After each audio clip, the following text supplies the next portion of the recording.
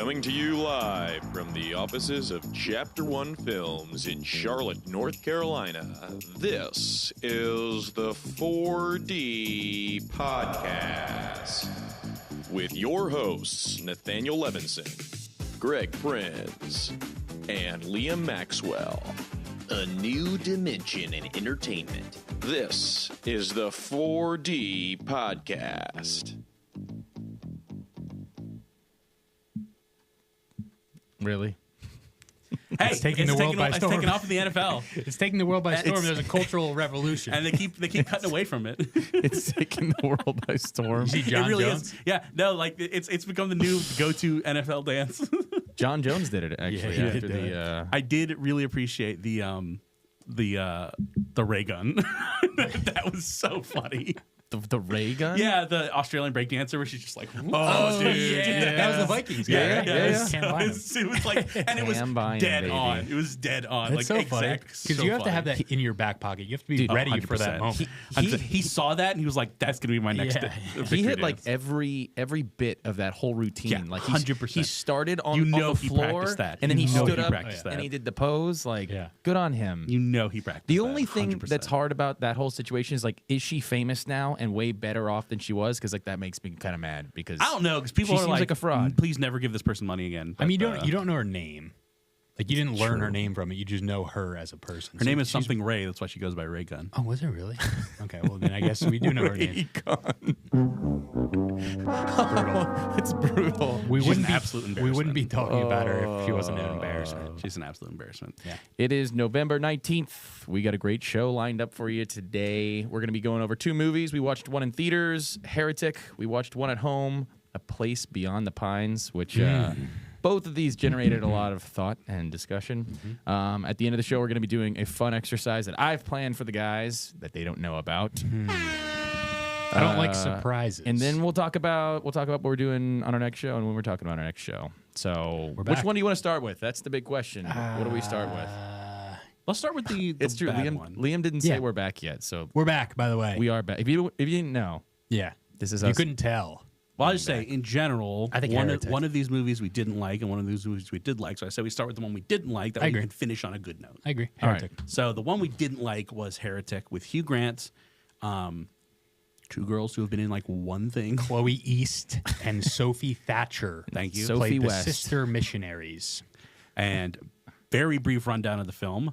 They're Mormon missionaries who come to Hugh Grant's house in the middle of like he's kind of off in the middle of nowhere, and because he had requested more information from the church, so he invites them in, says, "Oh, my wife's here." Turns out he doesn't have a wife. He locks them in the house and then starts testing their faith, and that's the premise. Did you mention they're Latter-day Saints? Yeah, Mormons. Mormons. Okay. They're Mormons. That's important. It- The story. They're on It is bicycles. important to They've those. got skirts. They're Mormons. Yeah, if you wear a skirt, you're a Mormon. That's just a fact. Magic underwear. All Dude, all how Scots, awful was that scene? All The girl Scottish people, shanks her. Really mean. all Scottish Really people That's really mean. are all Scottish men are Mormon. I they did wear have a skirts. question about this Kilts, I movie. see. What time frame was it based in? I mean, it feels like modern. Seems modern Is day. it, was yeah, it they modern? had smartphones. They had smartphones. Yeah. So. So it's just like the Mormon thing to be on in like old bicycles and I will say it doesn't seem. skirts. I actually looked into it a Yeah. little bit. It doesn't. I don't Okay. think it's commonly practiced for two girls to go house to house. That whole situation. I'm not It's like 100% sure. aggressively it was unsafe. asking for problems. So I know that that the men have to do it. Yeah, and I know there's Right? The whole- companionship. The whole Book of Mormon Broadway show is about that. Yeah, I don't know if the women also do it, and I would imagine that they just go to women right. because the Mormon Church is kind of strict Yeah. about Yeah, gender line stuff. I mean that's why they kept reiterating, "Where's your wife? Is your wife here?" Because they technically aren't even allowed to be in a room. I mean, with this the men. was unfortunately this was a movie that was marked by characters making stupid decisions. which is like I guess if you were to try to make it a defense for it, that's common in horror movies, right? But Yes, but really good horror movies, like horror movies that are good, not just fun to watch. Right, There are yeah. horror movies that are fun to watch Yes. where like everyone almost intentionally makes the worst possible decision, but there are movies where they don't make the wrong. Okay, so the thing is, like with horror movies, you have creatures that can't be stopped or killed, like your Jason Voorhees, like your Slashers, right? Myers. Well, like your Mike Myers, basically unstoppable killing machines. And so it's just like how do you escape from it? And then you have your horror movies where it's like it's a dude. You could, if you were able to kill them, then the threat would be gone. Especially when like the main threat seems to be, at least in this one, is that he is like this intelligent guy, which is kind of dumb. I mean, he's just a weirdo. But like they try to make it seem like he's this brilliant genius, and it's like, oh come on, you stupid Mormon girls. And unfortunately, the movie runners also think they he's a also genius. agree. Yeah. So it is one of those That's the movies problem. where one of the characters is supposed to be really intelligent, but they can only be as intelligent as their writers. Yeah. And their writers were not very intelligent. That was supposed to be the failure horn. I really apologize for the air horn. There we go. That's more accurate to the writing problem. Yeah. It's when you're going to write something that's, I mean, functionally, the movie is offering a philosophical look at religion at like full stop at religion.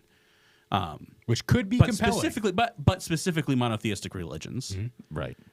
He compares them to Monopoly board games at one point, well, which is... Well, we'll get there. Yeah. But you have to actually know what you're talking about. And the writers did zero research. This is like... And this is a topic that I'm very familiar with. The stuff that he was saying is like the most surface level. Like professional scholarly atheists are like, you're an idiot. Please never speak again. Yeah. So he is literally a fedora wearing Reddit atheist. That's who he ends up being. Reddit, yes, He's a 100%. Reddit atheist. Before we start tearing him up, just give the brief overview. Okay, Spoilers ahead. I did. Screw give a this brief guy. Wait, did you? Okay, so they go and they get. Did you go through the? Give a very high summary? level. I give the very high level summary. Liam, did he go through a summary? No, not. I give not a very quite. high level Okay. summary. I give the trailer Thank summary. you. Okay. So they end up in his house and he starts testing their faith. And he gives them I the guess whole you did. spiel about, all religions are iterations of another one, and uses Monopoly games and songs to kind of give a. It's funny because it sounds sophisticated, but then you're like, that's actually dumb. And it's funny because one of the girls actually says, "No, this is stupid." At one point, and I know, you're like, and I she thought doesn't that was even gonna be a good it- snapback. Yeah, it was a good snapback. I'm like, yeah, he's an idiot. And it ends up with them like descending into this pit in his house. Because he says, "Oh, the door's locked and you can't get out the front door, so you got to go out the back." And he turns it into a big analogy with them getting down to the basement, where he writes belief on one door and then disbelief on another door. and then takes them through this wild. And both the doors analogy. lead to the same place. Yeah. They both lead to the same pit. He's an idiot. Yes, he's an idiot. So anyways, he goes, he puts them in there and he's like, "You're about to witness a miracle." And there's like the old like haggard woman eats this poisoned blueberry pie and then comes back to life. He's like, "See, you've witnessed a miracle. What did she see on the other side?" And this whole thing happens. He ends up, Hugh Grant ends up killing Sister B, Sister Barnes, yep. the black-haired girl, ends up killing Sister B, or like slashing her neck, and then chase scene ensues. Kind of, Sister P ends up going deeper into the thing and finds that he's got like a bunch of women in cages. Yeah, we'll have to discuss a little bit more on that part. He's got a bunch of women in cages, and his grand revelation, which we're going to come back to and dissect. Yeah. His grand revelation is, what's the one true religion? And she's like, it's control. Yes. How can you do this? The question is, why are you letting me? I'm like, who the fuck is letting you kidnap these women? Yeah. What are you talking about? Yeah. And then, she's like, unclear. She's like, oh, it doesn't matter if it's real or not. What matters is that it motivates us to do the right thing. It's like, okay, well, that's retarded, because if it's not real, how do you know what the right thing is? I'm sorry. I'm going to get really worked up about this because it's just so fucking stupid. It's really dumb. It's so bad. It's important to add the dynamic of the two sister missionaries is the one is super naive and like Quintel is very new to the religion. So and that's the one that he doesn't kill because he knows she's a little easily controlled. So you got blonde hair, Sister Paxton. Sister Paxton. And she's like grew up in the Mormon church. So she's, not really experienced with the outside world. And then there's Sister Barnes, who grew up in Philadelphia. Her mom converted and they came here. So she had a life before she became Mormon. So she's more worldly wise. But it doesn't really end up mattering that much. Yeah. I thought that they were going to lean into that a little bit more, and they totally didn't. Like they almost did, and then they didn't. I just read that as Hugh Grant identifying the one that is more controllable as the naive Sister Paxton, right, and taking out the other one. Because his whole improv scene wouldn't quite work on her because you could see she was starting to fight back a little bit, which I wish she fought back more, but. Yeah. So the ultimate conclusion, like the big crux, is that he has the revelation, like Nathanael said, where he's like, the ultimate religion is control, and her big response being, no, like we all know that it's not real, like we just do it because it makes us feel good, and that's kind of like that's the end of the movie. The real end of the movie is that she stabs him and runs away and is looking for a way out, and he basically shivs her in the stomach, and then Sister Barnes is still alive and clubs Hugh Grant with they did set it up like a board with nails in it, and kills Hugh Grant, and then dies. And then Sister Barnes ends up escaping, and then she's out in the snowy woods bleeding, and then it cuts the credits. So unclear whether she survived. Well, then there's this brief moment which just leans harder where she had talked earlier about, and I don't know if this is a Mormon thing. It's not. Reincarnation is not a Mormon thing. I did not think that reincarnation was a Mormon thing, but they're talking about reincarnation. She's like, which just goes to show how much research they did. I would come back as a butterfly and land on somebody's hand, not their arm, but their hand, so they would know it's me. And I'm like, what? Like, I don't know. Like, I'm pretty sure, like, I know enough about Mormonism to know that I don't think that reincarnation is part of it. But at the very, very end, she gets out of this thing, she's bleeding, and a butterfly lands right on her hand, and she looks at it, and then it cuts to the side, and you see that she's just hallucinating it. And she, like, looks up as if it's flying away, and then she keeps walking. To add on to the layers. It does nothing. It does nothing. It does absolutely nothing for the movie. It's also that hallucinations are a part of. I don't know. I didn't. Maybe the point of that was like because so when the prophet lady vomits up the poison pie or what, right? She's supposed to say what she saw, but she's basically just saying what's a near death experience. And Sister Barnes had a near death experience. Is like that's exactly what I saw. So she's full of it, and that's kind of, I guess, where his plan was going off course, because he basically killed one prophet, then swapped her out. Yeah, I do. So there's this weird moment, and I'll ask you guys about it because I didn't understand it. So she's getting down to the deeper levels. She gets to the point. All these women in cages. They're all dressed like he calls them like his prophets. It's like these women that he's just got all locked up, and he's just using them to make his like horror scene look more reasonable. But he also says that he's got them all here by control. So I'm guessing that they all did the same thing that this girl did. Maybe it's unclear. Are they all just trapped Mormon girls? Or are these people? If they showed that there was like, here's a Jehovah's Witness, here's a Catholic, here's a Hindu, here's a Muslim. Like they were actually like he brought in people from different religions and was like controlling them all. That might have meant something. But it was just they all look like the same crinkly white lady. Yeah. So I don't know. Unclear. And he kind of made it sound in the movie like they were there by choice, that they were just confused and caught up into some cult, and they were like, yeah, sure, we're here because of what we think we believe. I don't know, like that part was very unclear.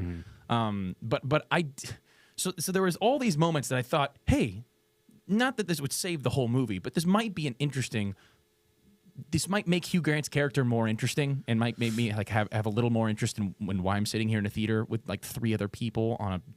Anyways, So she goes, oh, I know what you're doing here. You're bringing people here and you're giving them near-death experiences and then bringing them back to life so that they can tell you what they've experienced, because you are this really, really you're this really skeptic guy, and you want certainty, and so you're basically killing people, bringing them back, and so you can ask them, hey, what the heck happened? Sure. And you're basing some religion off of that. Sure. I was like, oh, well, maybe he's just a psycho guy like that, and that can give you grounds for why he might be doing what he's doing, so that fleshes him out as a character. Doesn't explain anything about why he's doing it. He just moves on, and he's just like, nope, next point, it's about control. And I'm like, well, that was kind of interesting for a second. His backstory is, I wrote a thesis about religion in graduate school. That's his backstory. Like literally that's it. He's like, I didn't want to, but I discovered the one true religion. It's like, my guy, your brain is non-existent. I watched one of my favorite movie reviewers, and he talked about like, well, why is he doing this? And he's like that guy on Facebook that just rants and rants, and then eventually everyone mutes him. Yep. So he has no audience. So he's like, you know what? I'm going to take matters into my own hands. And that's his why. I'm going to reach out to the Church of Latter-day Saints and request that they send two Everyone's so fed up with tiny him girls. like, whatever, we're over you. There were a few points, I don't know if you guys felt this way, where I was like, all right. So they find a knife of some kind at like the first stage. It's a letter opener. Okay, it's a letter opener. They find it. It's a metal letter opener. One of the girls has it, and it's at a point of deep tension where they're realizing, okay, because he's kind of been playing the edge, like, oh no, it's fine. My wife is here. We can step through this door, and they're getting some bad vibes. But at this point, it's like, well, they know he's bad. At this point, he's like told them that the front door is locked, and they have that thing. There's two of them. I know they're girls, but at that point, like, rush his ass. Yeah, sure, bum rush him. just two of you jump on top of him, use the him in letter the balls. It's gonna get worse if you walk down into his 100%, basement dungeon. You can't open the door. Yeah, you can't go down that door. Can't go down. Yeah, like you kill him. At least if he's dead, then you have all the time you need. You know there's a kitchen. You know there's food. You'll be fine as long as you just take your time and you'll figure out how to. Okay, so one of the things that was set up in the trailer was the whole diorama. Yeah, which was used for the one shot, which was in the trailer, which was a good shot. It was a great that. shot. Yeah. And it literally meant nothing. Yeah. It was completely meaningless, except at the end, she found the one she was like pulling on it, and she's like, "Oh, this opens, so that must mean logically that there's a panel on the house." So for those of you that hadn't seen the trailer or the movie, again, there's just spoilers about the movie Heretic. So if you really want to watch it, it's not worth watching. It's really not worth watching. No, it's just a don't lecture. waste your time. It's a lecture. It's a lecture by a atheism. Reddit atheist. Yeah, it's really embarrassing. Dumb. It's actually embarrassing. But there's this point, and this was accented in the trailer, and to Nathaniel's point, I was expecting more of this in the movie, where the main dude, it's kind of zoomed in on one of the girls going through this house that's similar to a maze. There's a lot of doors, a lot of different like turns you can take, and slowly backing up, and you realize she's in this little handheld maze the guy has built with all these wooden slots and things, and he's sitting there kind of messing with it. And then the shot ends. That's in the trailer. That happens once in the the movie, and you kind of thinking there might be a little bit more of that. And it was a very interesting what kind of permitting shot. you would need to get that shit built? Well, that's like, also he's what I off was the grid. thinking.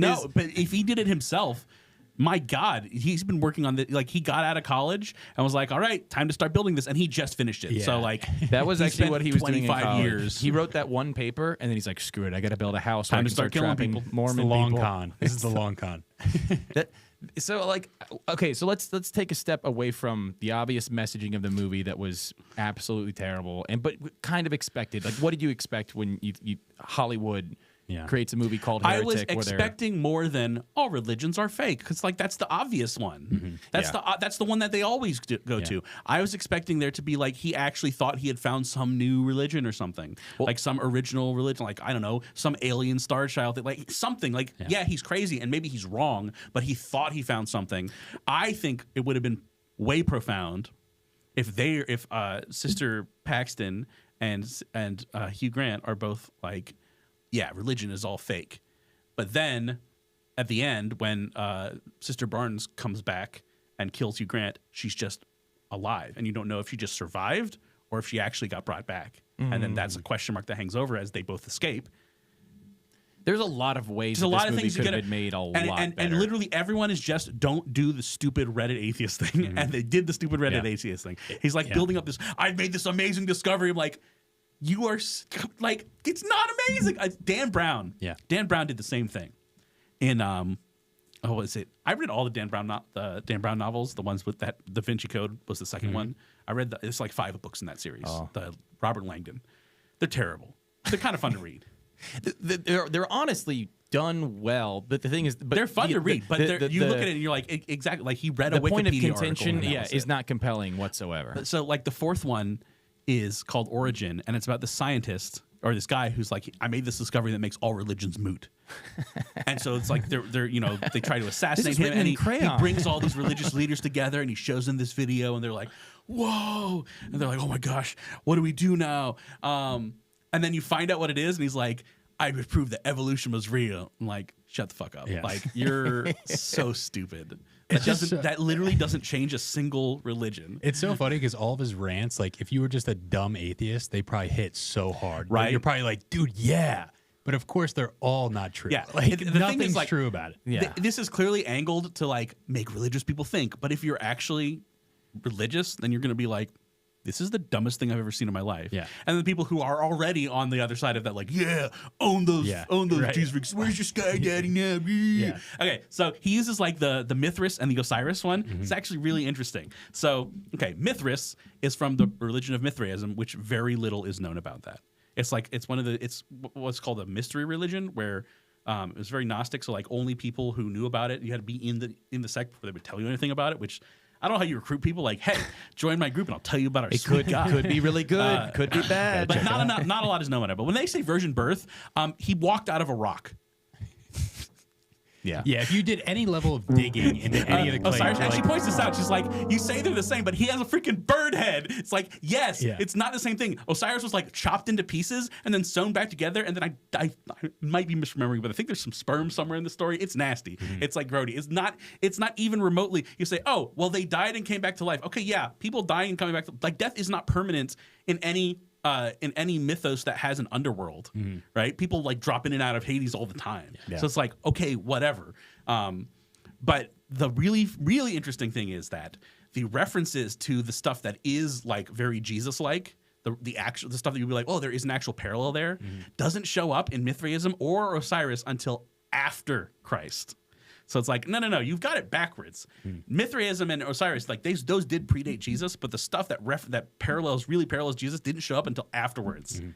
Jesus influenced them. Like you actually have it completely backwards, you dinguses. And a modicum of research you would have figured this out. And you'd think that a guy who built a horror house for Mormon girls would have done a little, would have made sure that he's a little more. You'd think he had all those books. Apparently, he wasn't reading them. No. I mean, but he was too busy playing 9 different forms of Monopoly. with him and his prophets. That's what he does. He goes down there and he plays they're freezing and he plays Monopoly. And they're like, that's why they're a part of it. They're like, well, free Monopoly, and he gives us water in a little bowl and cuts our fingers off. There's a clear angle, and this is another fun fact. Both actresses for the Sister Missionaries were once in the church and are no longer. Yeah, so obviously we know what very much tracks. Here.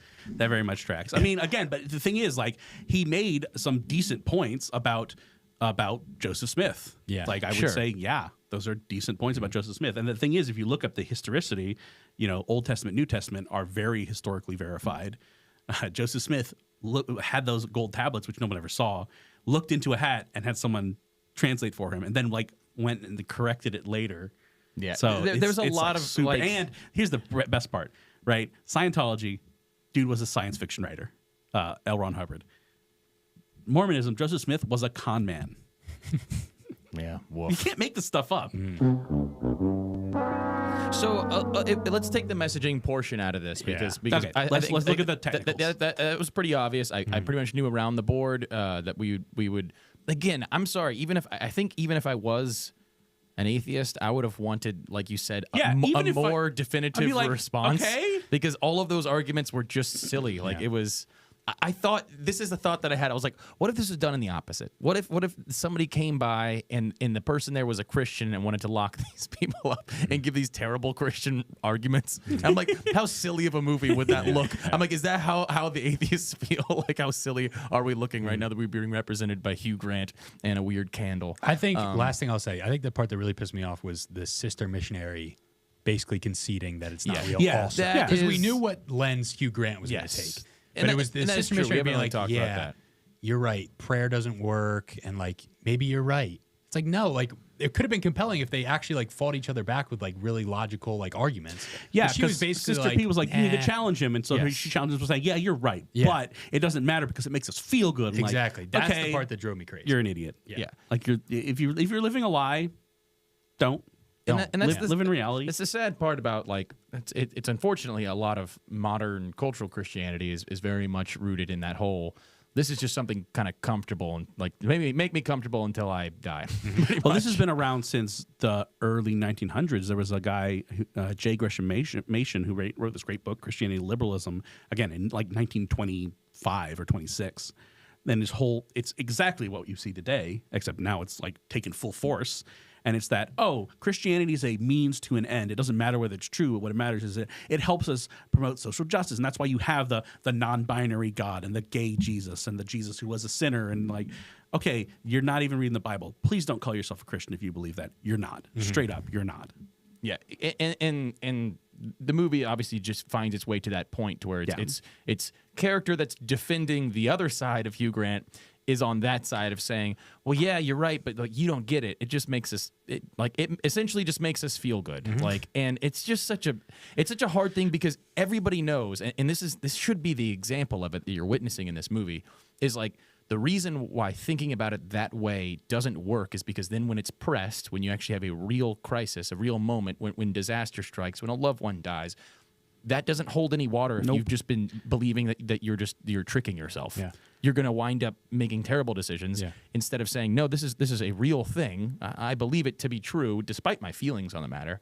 That's a compelling thing, and that's going to motivate you to be brave and motivate you to do things that you wouldn't just do out of impulse. Where she's just like, no, just follow your feelings, I guess. Yeah. And I'm like, what a weak message. And also, this is the wrong place to demonstrate it while you're being locked in a dungeon. That's where you would be if you actually just believed that none of that was really true. You'd be panicking and you'd be doing anything you could to survive.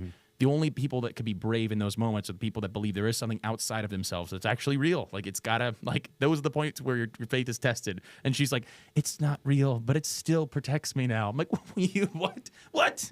Come on. Yeah. Anyway, sorry. So moving away from, I could only hear Hugh Grant speak like, stupid Christians. There was the weird moment also where she says that. She's like, yeah, prayer's not real, but it makes us feel good. And she starts praying as she's dying functionally.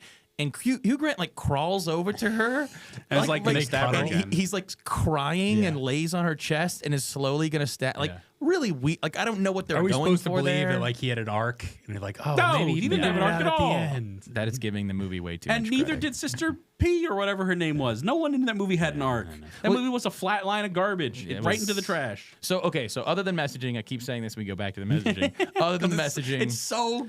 What about the pacing of the movie, the cinematography, the acting? Like, how do we feel about those things? Because I actually think that those things weren't. I agree. No, I thought the acting was good for the most part. I thought the cinematography was pretty good. It was a horror movie where it was dark, but I could still tell what was going on, which is difficult to do. Horror elements were there, something like Alien vs. Predator Requiem, where it's so dark that I'm not even sure I watched the movie. No, I thought cinematography, again, I was disappointed with how, and maybe it was just the way they sequenced it. It looked like, when he's looking at that diorama, it looks like, this is complex maze, but she really only goes through like 3 rooms. Yeah. So I was disappointed. What did you think, Liam, before I get into my thoughts about I will say the thing outside of the messaging stuck out to me is I think Hugh Grant was actually a really good casting for this. Yeah. He doesn't fit this role in my head because obviously he's like the British rom-com guy growing up, but like he was actually really good in it. He was. And I wouldn't be surprised to see him in more like horror movies. Yeah. I mean, he was clearly like really the into snarky it. villain. Yeah, no, he was great. No complaints about him. I thought the sister missionaries did a pretty good job acting as well. I think acting across the board was good. But yeah, I've seen the messaging. What was the point of the elder? No point. 0 point. Never came back up. The elder? Yeah, the guy who was looking for them? Just like, hi, bye. Well, maybe it was just another slap. So they could get the matches, and that meant nothing. It ended up meaning nothing. Maybe it was another slap in the face that his ultimate priority wasn't to find the 2 missing girls. His ultimate priority was to hand out another booklet. No, I don't think that's so. What it was. That was weird. That was almost like a note of like humor. It's like he comes back and like I don't think there's anything deeper to that. Him coming back and be like, no, I think he just took his word like, oh, they haven't been here. Oh, by the way, I should give you this tract. Yeah. I thought that the way that the movie was paced and the way that like the idea of it minus the conclusion and maybe the motivation of the characters, which is I know stripping it of a lot. Was actually really cool and compelling. Like the idea that somebody, and again, I thought that it could have gone off into different avenues where I was like, oh, maybe this guy is somebody who's jaded by religion because he couldn't figure it out. And so now he's crazy enough to where he kills people, brings them back to life, and studies their responses. Okay, like that. There you go. At least that's something. a good basis for a horror film. And he's trapping religious people in there because he wants I don't know, there's a reason for that behind. I don't know. I'm not writing it right now, but that to me I think the skeleton of this movie was pretty solid. Like Yeah. I was genuinely like, let me put it this way. I didn't know what was going to happen next. Yeah. And most every part, I was like, I'm not sure what's going to be in the next room. I'm not sure if he's going to start being aggressive, if he has little weird, dying ladies in the basement, which he did. I don't know if there's going to be blueberry pie. There definitely was. Yeah, like there was a lot that I didn't know was going to happen. Unfortunately, the conclusion was bad, but there was the bones of something that could have been fun there. The cinematography and the acting was good enough that it drew me in to where I don't necessarily think it was like other than like some parts being really cringy, where I just like the very beginning, I was like closing my eyes out of cringe when they first sat down with him, and they're like, "Do you believe in the Lord Father?" and all this other stuff, and I was like, "Oh man, this is rough." Yeah. But other than that, it was actually I thought it was an okay watch. At the end, though, I was like, "Boo." Mm-hmm. Yeah, it's one of those things where they're leading up to a big reveal, so it all hinges on the big reveal being interesting, right? And I can't think of a less interesting thing for them to pick. I legitimately can't think of anything that would be less interesting than for the movie about this guy challenging people on their religion to be like, ha, it was all fake, losers. Like that's literally the lamest possible answer. Like put something supernatural in there, or maybe there's something that none of them can explain. Like have some, like do something interesting. Mm-hmm. Right. I appreciated the reveal of why he put the key in the wrong coat. I kind of saw that ahead of time, and I was like, I bet you that's why. Because he planned that whole thing all. Remember when they had their coats? Yeah, and they checked for the keys. Wait, what was the purpose of the? The purpose was he knew that's how that was going to go. Because, in other words, he had already singled out Sister P at the very beginning. Okay, because they were like maybe he just misplaced it, but no, he put it intentionally in her coat because she needed it when she was going down to the last room. The last room, and that wouldn't have worked if it was in the other person's coat. So I mean, again, that's the movie trying to say he's 2 steps ahead of everybody, but I did appreciate the reveal of that. Sure. It had nothing to do with the messaging. Yeah. Like that he was again. It was like a well-crafted movie. Yeah. That just had the dumbest reveal. And I wouldn't call it a plot twist because it's not like a twist. It's just a building up to the revelation. And the movie is it's just called Heretic. You could kind of read between the lines that it was going to be a guy who has a different, but that's all. Yeah, but I mean, it could have again, gone like, in a million different directions. Heretic just means non-orthodox, and again, it could have been anything. It could have been like even if they had done flying spaghetti monster, he'd be like, and he actually believes it. But him being an atheist is just the worst possible, like the lamest, laziest possible reveal, and that just tells me that the writers thought this was some big reveal, right? Like this was some big moment, and they're like, no, you picked the dumbest possible option. Yeah. You're in a fictional world, and you can't even fictionally conceive of a possible other religion. Like, how pathetic are you? Yeah. It's just so trite. It's so trite, and that's what was so frustrating about it. It was so mundane, so trite, so boring. I don't like him.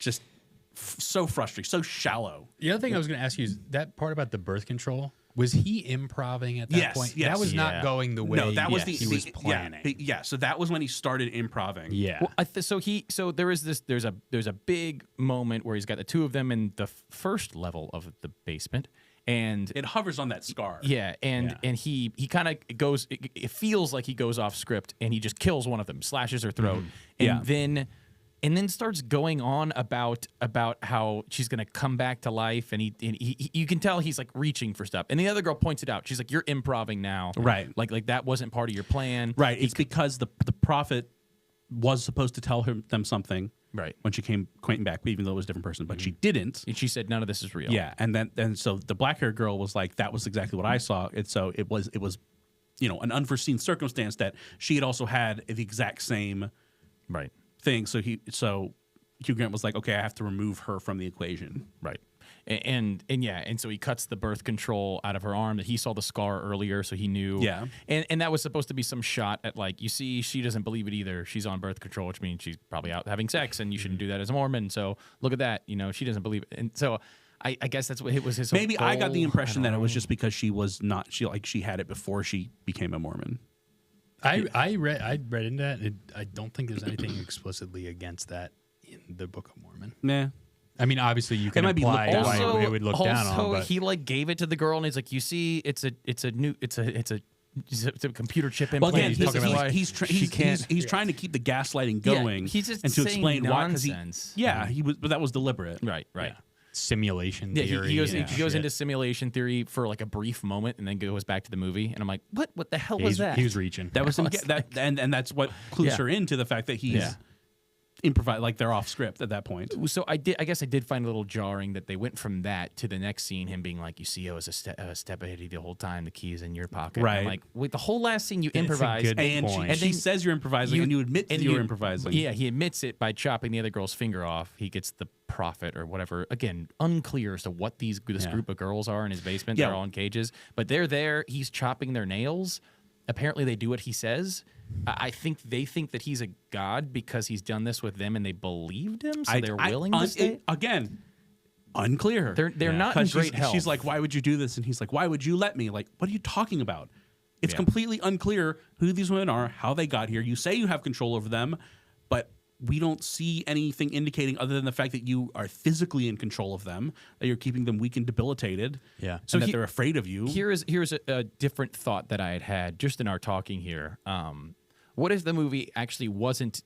They put forth the very, very weak atheistic argument because they're like, this isn't the right way. Because they want to promote the even sillier way of saying, because religion isn't real, but it makes us feel good and it makes us do good things. So like that's the ultimate answer.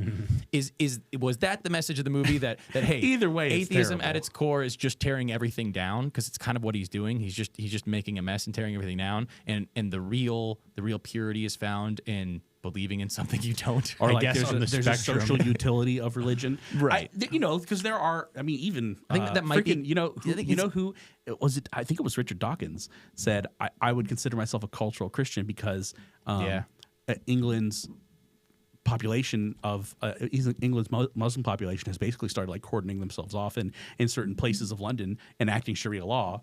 And Richard Dawkins like, oh crap, this is not good. Maybe all religions aren't equally problematic. Like he's like, I might not believe it, but I prefer Christianity influencing my culture than Islam influencing my culture.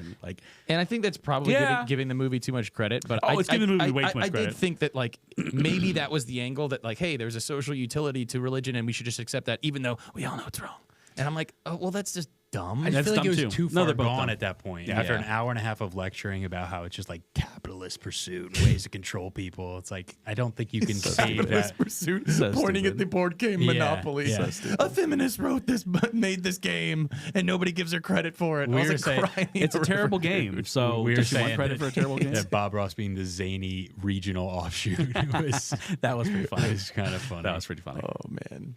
All right, so we'll rank these at the end. But any more thoughts on Heretic before we move on to our next movie? There's a lot to dig in with that, but like, just do some research before you write these things. Yeah, don't watch this movie and be like, oh, that's all true. If you're writing anything that's based in reality, and you're not just making it up whole cloth, do your research. You have access to more information than any human being has ever. Do your research. Don't just use Wikipedia. Don't just look at the top Google search. For the love of God, don't use Reddit. Do your research. Know what you're talking about. Otherwise, you sound like an idiot. Because the characters you write can never be more intelligent than you. You are limited by your knowledge. Your character's knowledge is going to be limited by your knowledge. So if you're going to be grounding something in reality, you need to do your research. Yeah. Super important, because it just makes a character look goofy. Just absolutely goofy, and again, just like appalling lack of effort in fleshing this idea out. The other thing I'll note is if you ever find yourself in that situation, you have to beat the shit out of that individual. There's fight or flight. Choose fight. It's a reedy old man. There's two of you. You have a letter opener. Kick the shit out of him. Kick him in the balls. That would be the bigger gleaning idea. And as I'm watching this, is like, all right, I wouldn't be sitting there going, hey, let's think about that a little bit. It's like, this guy is trapping you in his house, and he's like, hey, I've got something for you to stew over in your brain. It's like, no, how about you just say no? We'll think about this later after we stab you and leave. And he's like, no, you got to go into my basement and find out. And the one girl's like, well, it's a test. I got to see if I'm like, what are you so the ultimate answer is like, I don't care what religion or if you're in somebody's house and they're like, I'm going to trap you here.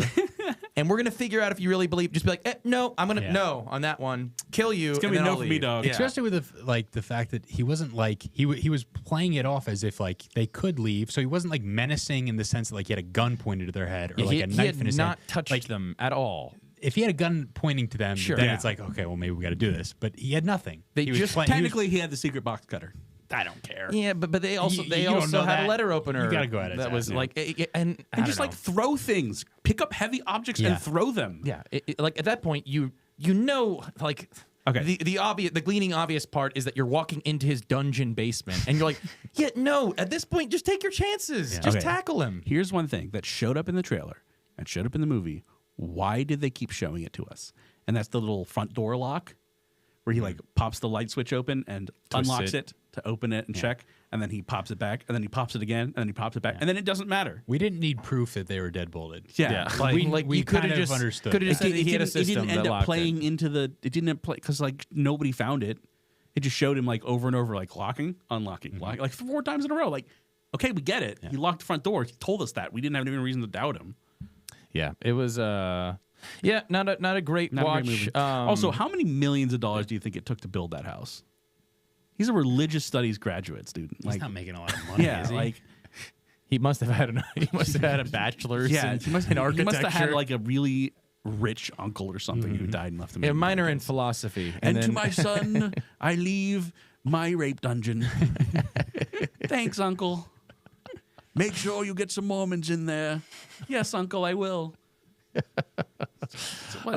All right, so what a disappointing movie. Yeah, I think there was potential there. Yeah, there potential was there, and whatever. And I can't think of a lazier, more boring route for them to go. Yeah. Unfortunate. The bones of something unlucky, kind of fun, as they say. All right, so we changed it up this week. We didn't do 2 in theaters. We watched 1 at home, 1 in theaters because we only had a week this time. So only. Also, my A list. Did your A list have problems? Your AMC A list? I don't have one. Okay.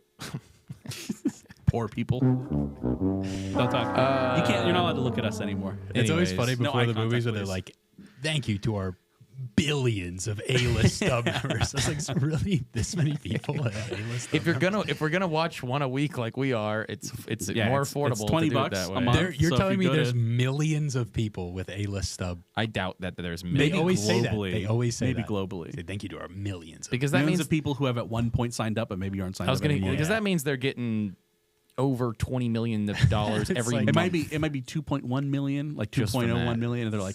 Well, I'd like to talk to the data guy behind that one. Yeah, right. Anyways, mine malfunctioned, and I had to just walk up to the kid, and I'm like, "Listen, kid, I've got A list, and it's not letting me buy this ticket." And he's like, "We've had this problem with a couple people. I'll give it to you right now." Yeah, it's a little kid. Anyways, but I've had no issues. So we watched 1 at home. We watched. It's called A Place Beyond the Pines. I suggested it. It's a movie I'd watched 10 years ago when it came out, 11 years ago, something like that. And my good friend Liam, I kind of have an idea of his taste of movies, and I'd always thought he would like to watch this movie. And I've just been kind of curious to rewatch it, hadn't seen it in a while. And Nathanael just kind of got swept up along with the ride.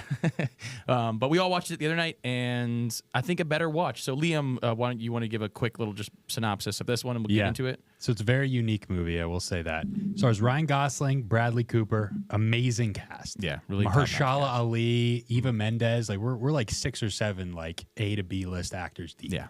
Sorry to interrupt. Did you hear Eva Mendes like, I moved out of the U.S. I moved my family out of the U.S. for safety. Oh, is she one of them? And people are like, no, you moved out a while ago, like because it was too crappy to live in L.A. That's so ridiculous. L.A. Yeah. Sorry, continue. So the beginning of the movie, it's Luke Granton, played by Ryan Gosling, who's this kind of like rugged motorcycle, like he does motorcycle stunt guy for his job at the circus. He's in town doing one of his acts, and he stumbles upon a girl that he had a fling with a couple years back.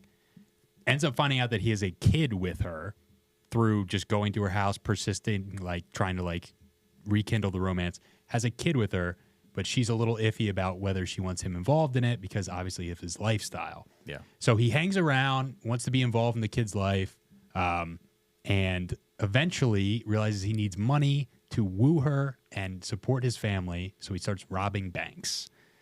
Obviously, this is not going to end well. Bad call, man. Well, he starts robbing banks because he ends up. So he stays in town. and he ends up just he's riding his motorcycle around the woods, and he ends up just running into Bradley Cooper's character. Not Bradley Cooper. Bradley Cooper. Ben Mendelsohn. Ben Mendelsohn's character. Sorry.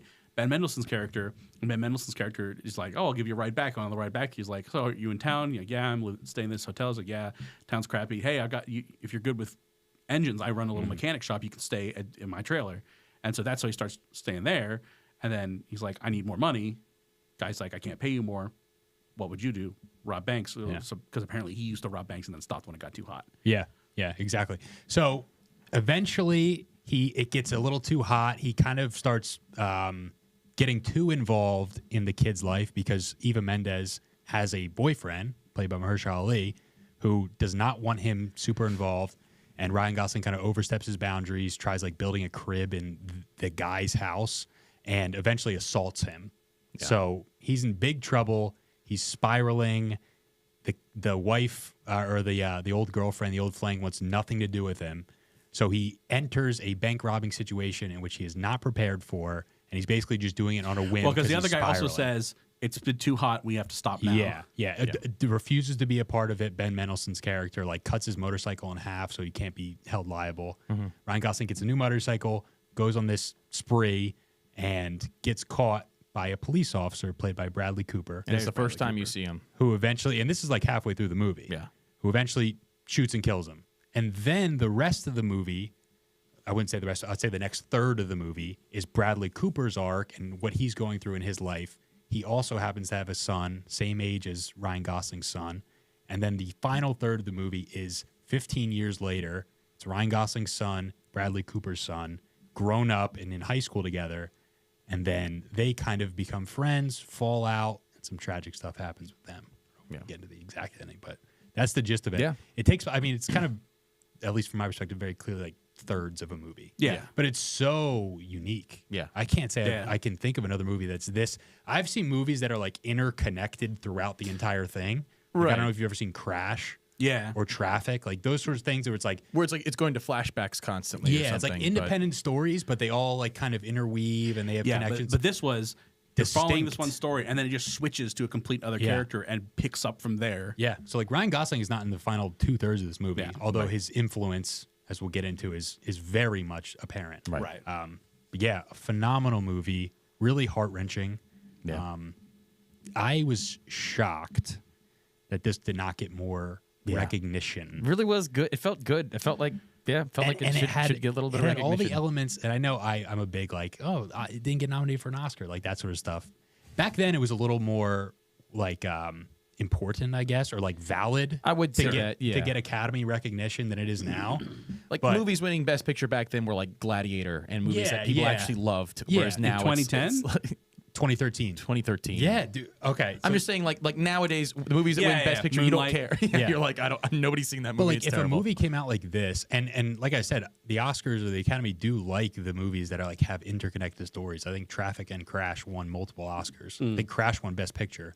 So that is the type of movie that the Academy kind of enjoys, and the cast is unbelievable. I think there's at least three or Rip four. Torn? Was Rip Torn his dad, or am I crazy? I'm not sure. Maybe. But there's at least 3 or 4 actors/actresses that have been nominated for Oscars, if not have won. So like, it has all the elements of like, how have I not seen this movie yet? Right. And when I finally got around to seeing it is phenomenal. I had just heard about this movie because I was watching a video that was breaking down the Joker's bank heist into Dark Knight and how it really is not a very good bank heist plan, but you don't notice because it's so fun to watch. But he was going through like the points at which it could fail. Right. And he said, for comparison, let's look at the bank heist from A Place Beyond the Pines, and let's look at how many possible failure points there are there, and walk through it. So I had actually just recently heard about the Place Beyond the Pines. Well, it's funny because that they based these heists on some famous bank robber that had robbed banks for how many 30 years or something. Where he was just that's all he would do. He would rob just the registers, not like the vault. He'd just be like, put this money in the registers. He'd walk around to each of them, then he'd just zoom out on a bike. So like we're gonna base it off of that. Yeah. But yeah, no. So I thought the movie is great. It's hard to like grab hold of. There's not like a clear because it's broken up into these three parts, there's not a clear, and this is when this like the character arcs are a little confusing, which is hard. Like those typically aren't my favorite movies, but I think the message is pretty clear. So there's like, I think, and again, you guys can jump in with different thoughts, but it seems like there's a broad message of kind of like the butterfly effect, like small decisions that characters make that just kind of echo throughout, and this is why you're able to see kind of it echoes across. You know, we're moving from Ryan Gosling to Bradley Cooper's life, and then we move from Bradley Cooper's life to 15 years later, their kids, and then also a message of like, and I think Nathanael was the first one to say it when we were watching, of like cycles of violence. Yeah, and kind of, I mean, similar to Wild Robot, you know, the idea of your parents have a big influence on you, right? And you know, I really think the movie is ultimately about actions have consequences, and it's exploring what are the consequences of these actions, and it starts with Ryan Gosling's decisions to stick around, right? Yeah, and that leads him to try to provide for his kid, and that leads him to run into this guy, that leads him to start robbing banks, that leads him to get more aggressive, right? Because he's like, he throws up after the first one, he's like high on the adrenaline, he's throwing up after the first time, and then after that he goes to build the crib, and that, you know, or it's like after the second one, I think they go to build the crib, and then that's when he assaults the guy, and you can see he's getting more hardened in terms of like criminality. Yeah. And because he has money from the banks, he feels like he has more justification to be more involved in the kid's life, which leads to the conflict with Mahershala Ali, the current boyfriend of his ex, and the assault. So like, yeah, it does all play out like that. It's really fascinating. And let's take the first third and talk about that first, and then we can kind of move along. So that first third, like Nathanael said, the big decisions made are, he finds out he has a kid, and he has to decide, do I keep just traveling around and being a motorcycle or like whatever, or do I stick around with his kid? And there's this big moment where he follows, so they take him to get baptized, the kid. Yeah. And he follows kind of, and he sits in the back. It's actually a pretty powerful moment, and he starts crying while the priest is baptizing the kid. And then so you can kind of tell internally like he's made that decision, and then he obviously meets up with Eva Mendes. There's the scandalous portion of the fact that she starts hooking up with him, you know, while she's still with her guy. And I think that also kind of helps empower him be bolder, because he's like, she wants this too, and then kind of misreads it, and it's I think the sad part is that, you know, he chose the right thing at that point, right? Like he made the right call there. I am a father. I should give up what I'm doing to be a part of this kid's life. But he mentions it to her where he's like, I never had a father, and look at the way I turned out. I think I should be there for him. And I think the problem you get, and the movie does a really good job of this, is that it shows you that here is an unparented kid, Ryan Gosling, and this is him trying to parent now. And it's a disaster. He doesn't really know how to do it. It's great that he has the motivation to do it. It's great that he wants to be sacrificial, but he has no idea how to do it, and it's an absolute disaster. He wants to. He is no, like, it's charming at times. There's a few moments, but ultimately, it leads to him just assaulting Ali, who's honestly one of the best characters in the movie. Like he's the one example of what good parenting could look like, right? And so that beginning portion is sad, but the movie is really setting up that whole theme of. And it's heartbreaking because he is aware of how unfit to be a father he is. Yeah. In like the saddest way. Like there's that one scene where he's trying to give Eva Mendes the money after she's completely written him off, doesn't want anything to do with the kid, where he's like, I know I'm a psychopath. He's like, I know you want nothing to do with me. Please just take this money. And obviously it's dirty money, so like she doesn't take it, but it's just really sad that he's trying to do the right thing, but doing it through the wrong avenues. Right. And it's like, even the moment where he hits Ali with a wrench because he's building the crib, and he's like, listen, man, this is not the time. Get out of my house. And it's his house. So he's like, get out. This is weird. Like, and he knows he's a rough guy. So he's like, get out. No, get out. He starts to grab his stuff, and then he gets hit with a wrench. And immediately Ryan Gosling stops. He doesn't run away and get on, because I hadn't seen this movie in forever, so it was still kind of new for me, but I thought he was going to get on the bike and get out of there. He just waits. He waits for the cops to get there. He takes his kid and he holds his kid for a little bit. And he grabs the baby, and I turned to Greg, I'm like, is he about to steal this baby? And no, he just went and sat on the porch, and like he accepted the consequences of his actions. Yeah.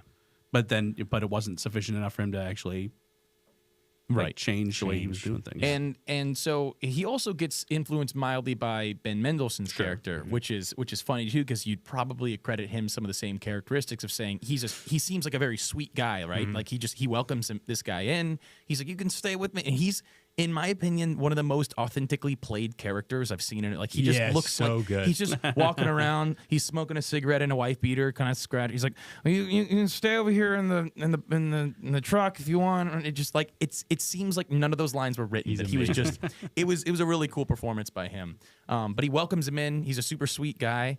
But then he gives him terrible advice. He's just like, if you want to win your girl back, you got to start robbing. You can rob some banks. And I think that's another.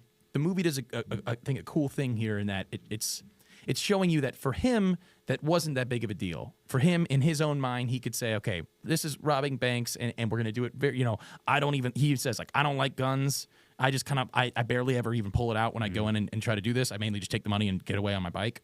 But his influence, he's not realizing what his influence is, and he essentially turns into a bad father figure, right? Because he's going, hey, these things are okay because I can manage them.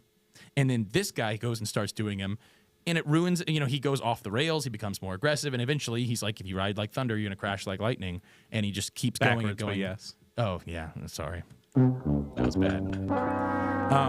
Anyway, so I thought that his inclusion did a very similar thing to the audience, which is like, oh, he's sweet and cool. Oh, wait, no, he's actually he not tries, doing a good like, job. he cuts his bike apart because he's like, I don't want you to do this.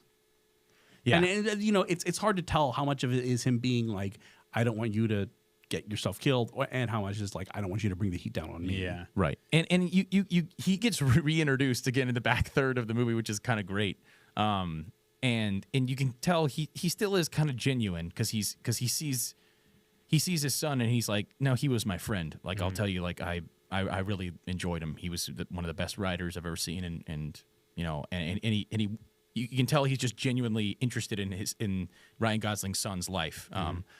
But I just don't think he wasn't equipped to be a father, right? Yeah. He shouldn't have been the one there giving Ryan Gosling advice on how he should go and try to be a parent. And they don't mention anything about him having a family at all. Oh, yeah. Ben Mendelsohn's character. So, like, by all accounts, if he did, he might have learned that lesson earlier in his life, like that small actions have impacts. If he had a child or if he had a spouse, but he didn't, and that's probably like the first time he took on like a fatherly role was with Ryan Gosling. Yeah. It was interesting. So okay, so let's move on, unless you guys have more to talk about that first third. Well, so the first third ends with Ryan Gosling going and doing the double heist by himself. And of course, the bank he picks has these really high security walls, which presumably they put up because all the banks in the area were being robbed. Yeah. And the heist just goes haywire. He ends up crashing and is trying to escape on foot. And this is where Bradley Cooper comes in and ends up getting shot out the window. And that's, again, so it's actions begetting consequences. The actions are his Luke Branson or whatever, Branson Pickle, Granton, whatever, Grant's Pickle. his name, his arc, his decision to do that final robbery is what ends up catapulting Bradley Cooper's character into his path. His path. Yeah. And beginning our second third, which is where Bradley Cooper shoots him and gets shot, and then as he's recovering, the whole there's a lot of sketchy police stuff going on. Well, and there's significance in the fact that he shot first, and Bradley Cooper. Bradley Cooper busts into he's a super green cop, like he's 6 months on the job. Yeah, he busts into this room. He in his deposition, I guess that's what they call it, right? When he's being deposed. It sounds like he did everything kind of by the books. He might not have been he might have missed a couple things, but for the most part, he wasn't trying to be aggressive. He was trying to do everything, bust in the room. But what he did do and screwed up is that he shot this guy right away, and then Ryan Gosling returned fire as he was falling out of the window and just shot him in the leg. Right. Yeah. And so that's his first big decision. Is he's sitting there being deposed, and he goes, "It all happened kind of fast," and he's probably being genuine. He's nervous, but the uglier part is that the guy kind of deposing him is kind of like, no, you know what happened. He shot first, right? Yeah. And so you can tell, and it's funny because I don't know if you guys felt this, but as I was watching the beginning portion of his side, because his side starts like that, and then it slowly builds to where there's more shady cops. It's not just that. Ray it's Liotta like, and the boys roll up and are like, Liotta, "Oh, we need your husband." Yeah, and they get real. They go and they go and they search Eva Mendez's house because Ryan Gosling left the last wad of money with her, for his son, and they like search the house. They're really ugly when they're searching. Yeah. There's nasty dudes. They get the money from her. And then they all kind of divide it amongst themselves, and they're like, "Yeah, we'll give it to our hero here." They were kind of rude to his wife when they were getting him from his house. So you're like, "Oh man, this is going in a bad direction." And he makes the decision, "Hey, I'm going to expose all of this." Well, not immediately. Right, he waits. It takes him some time. So it's oh, that's right. It's not until so basically they give him that cash, and then later one of the dirty cops comes to him and says, "Hey, we need you to like break into this evidence locker and steal some cocaine to like set up a hooker." I guess that's what they were trying to do. Just or the way he described it is that they wanted to sell it. Is that what they said? Something like that. I kind of missed some of that dialogue. My understanding was, and it doesn't really matter. Yeah, something shady. He needed to go in and get cocaine out of the evidence locker, and planted somewhere. Yeah, and planted somewhere. And then he ends up like one of the dirty cops is like, you need to have a conversation. So they like drive out into the woods, and Bradley Cooper like freaks out and drives away real fast. Right. And goes to the chief and is like, and the chief is like, "Yeah, I can't do anything with this." He drives to his dad. Yeah, he goes to his dad, whose dad was a lawyer, Supreme Court judge. His dad was an elected. He was an elected official. He was a judge. Yeah, he was a judge, and his dad's like, does any you like basically says, here's what you're gonna do. You're gonna find any of the dirty cops that still trust you and tell them, "Oh yeah, I'll do whatever you need me to do," and then record it. And so he goes, meets one of the dirty cops. Dirty cop says, "Here's exactly what I need you to do." Records it, shows it to the police chief, and then says, "Police chief, you're gonna make me district attorney, like assistant district attorney, and all these demands, or I'm gonna like go to the papers with this." Yeah. So he's doing the technical right thing, but doing it in a way that's gonna give him a leg up. Right. That's the great dichotomy of him and Ryan Gosling. And I was like, why am I rooting for Ryan Gosling? Right. Why do I like Ryan Gosling was doing more the wrong thing for the right reason, and he was doing the right thing with the wrong reason. Yes. That's why it seemed like I was like at face value, you're like, well, he's an attorney general, like all prim and prep. And now again, and after this, it kind of fast forwards 15 years. That's kind of the end of the second third. But at the end of the fast forward, so the wife is like not happy with him continuing the force and all this dirty stuff that's happening. Like, she's aware of what's happening. Yeah. And in the 15-year gap, they get divorced. Yeah. Well, there's a probably a really, really key moment in that second third is that he's kind of meeting with a counselor to go over his event. And he says one key big takeaway from that conversation he has with her is he's like, and he's kind of reluctant to share how he's feeling about things. He's like, no, we're fine. And then she goes, "You know what? I've had trouble looking at my son." Yeah. And she goes, "Is that because the man you killed also has a son your age?" Yeah. And he just kind of nods his head. And that's I think that might be the very end of the second third, and it just kind of continues on. So you can tell, you're like, "Oh, what's that been like over 15 years? Like, how is it?" And then you see it in the last third. And so then the last third, it's fast forward to 15 years, and it opens with the funeral of Bradley Cooper's dad, and you learn that he and his wife were divorced, and that his son AJ wants to live with him, and then basically AJ does that, and then he ends up transferring to the school that Jason happens to be which is Ryan Gosling's kid. So they ended up basically meeting up, and AJ is like this total Jersey. We need to take a slight break and let Liam explain it the looks legitimacy. Exactly. Because are you looking at Liam right now? That was AJ. Let me start by saying authentic. So I'm glad. Authentic. I'm honestly really glad that I watched this with Liam. With those of you Jersey, that don't know, Liam is from Jersey. You see this kid who's a senior in high school, and he does the senior in high school part great, but he has this accent greasy that you would just I'm guessing if you weren't from Jersey, you would like. I came across it. I'm like, who the hell is this person? Like, he walks in, he's like, yo, you wanted them loner stoners, dude. Like, it sounds silly. He is exactly like that the whole movie. It's very funny. Like, he's just a greaser. I'm sure as an outsider, you'd be like, all right, this dude is hamming it up. Yeah. Like, this dude is overacting his ass off. I'm like, no, those people exist. Plenty. I kind You of... ever been to Atlantic City? I figured... yeah, right. Yeah. Oh I figured it was okay because he does all the other things of high schoolers great, just like the things he's into, like the way that they kind of sit around and talk, maybe not the accent, but like all the other things. And he actually does, I thought that his best bit of acting was he acts super tough. So Bradley Cooper's son, AJ, is like real tough-nosed kid. He's just real kind of like one of those bad boys kind of. But he gets caught by the cops, and so his dad's getting him out of the jail cell, the holding cell, and he roughs him up like Bradley Cooper character. You realize very quickly that he's not a good dad. He like slams him into the wall, talks about what that's doing to his personal political career, and the kid is like crying. And you're like, that's exactly how it goes. Yep. He's a sad, dejected child. When you're one of these tough kids, you'll put on the facade, but as soon as your dad comes in and then you'll start. And it was so good because like, I don't know. It really makes me feel like it's so human. It's so realistic. Yes, that's why this movie is so difficult to make snot-nosed kids like that feel like you have compassion for them. Yeah. But instantly, I was like, "Oh, this poor kid." Like I know he's the worst in all the scenes. He's being bad. He's being mean. But you're like, "Oh, I feel it." And so many movies try to claim that, like, "Oh, let me go and do these bad things because I had a bad life," but it doesn't do a good job showing it. And this movie did a great job. He did a great bit of acting in that scene. It was, it very quickly established the kind of relationship that they have now. Yeah. And then of course he finds out that Bradley Cooper finds out that that's Ryan Gosling's son, and doesn't say Why? Be nice to that kid. He says you don't get involved with him. Yeah. Stay away from him. Don't get involved with him. And I'm guessing, and I'll just ask, but I'm guessing that's just because he doesn't want to bear the shame of being around him, like Bradley Cooper doesn't want to be in the shame of being around him. I think he doesn't want him like coming over to the house and hanging he doesn't. out. He doesn't want to have to deal with that kid. And also, he's the son of a bank robber, so I'm sure there's like multiple layers of why you should stay away from this kid. But given what we know about him, it's mostly his ego. Like, I don't want to have to look at him, Right. The son of the person I killed. And so both of these sons are. It's unclear if Jason is really just terrible, but it's very clear that AJ is just like not a great kid. Like he instantly comes to the school, and the first thing he does is like start asking for drugs from kids.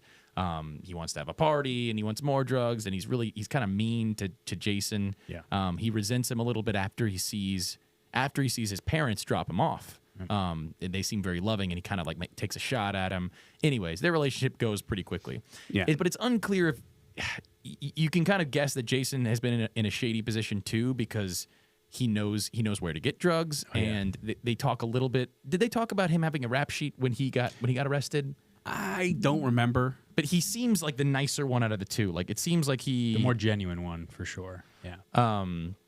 Yeah. Like he seems like the one you're kind of like, oh, like you're. But what I didn't, and this is the one part where I'm like, did I miss something here? He's still rough and tumble. Like Jason still has a rough life, and he ends up at the end kind of just riding off. Like he just leaves his parents and he just rides off on a motorcycle. But he actually had at least he has parents that really try. Like he has his mother, Eva Mendes, and Ali were like, Kofi. I kept thinking it. Kofi was his name. Eva Mendes wasn't the person who led. It was Eva Longoria. My bad. Okay, good. That's an important note. So Kofi and Eva Mendes are seemingly really great parents, and they really care about him. And he is asking questions about his dad, and Kofi takes him out for ice cream and tells him some of the stuff. But you can tell he's just a really good dad. And then he's still. So I didn't know if I thought that maybe the movie would have shown that he was in a better position because. Do we? No, I think again. I think the I think one of the takeaways from the movie is that you end up like your actual parents, like your biological parents. You end up walking through the same paces. But then, so they go to this party, and Jason sees on the wall that AJ's dad is the person who killed his dad. Right. And so he gets in a fight, and he ends up getting a gun and menacing AJ and taking Bradley Cooper out into the woods, and is about to shoot him. And then Bradley Cooper says, "I'm sorry," like breaks down and says, "I'm sorry." Well, and I'm wondering, was that a point of redemption for Bradley Cooper's character? I think that's part of it. Yeah, it's him coming to, because I think that's kind of like that cloud that's been hanging over him. Is he understands that he. Yeah, but he was fully avoiding it. Like he was like acting like it never happened. He's like, and he had to finally come to terms with this is the ultimate consequence of his actions. Right, is that he's going to be killed by the guy who killed his son. But more importantly, when he's sitting there on his knees and he's crying, he's asking about his own son. He's like, "What did you do to my son? Like, just tell me he's okay. Just tell me he's okay." And it's almost like it's like the first time he's been allowed to care about his own son because he never wanted to even think about or look at his son because it always reminded him of Jason, the person who's currently holding a gun to his head. But it's like all of a sudden now, and he didn't kill AJ, right? Yeah, he didn't. No. AJ just had a bump on his he gave him a concussion. They said which I mean he kind of like AJ beat his face in at a party, which there was just a lot of drama between the two kids, but teenagers. But yeah, I mean it really was. It's traumatic in the sense that like if you care about the characters' lives that you're watching, it's very sad. But the message the movie's sending is really cool. Yeah, and then the ending is that Jason decides to walk away. And while he's walking away, after he's made the decision, he finds that Bradley Cooper has been carrying the picture of his dad around as a reminder of what he did. Like he's been bearing that burden. And so Jason makes the decision to end that cycle of violence. Right. I think he, I think him leaving is part of him soul searching, but also part of him like, I held up the district attorney. I probably can't stay in the city anymore. But him being like, I need to go figure out what to do with my life. But unfortunately, do you think that like him making himself an outcast is just gonna inevitably lead and to that's kind of the cliffhanger ending, because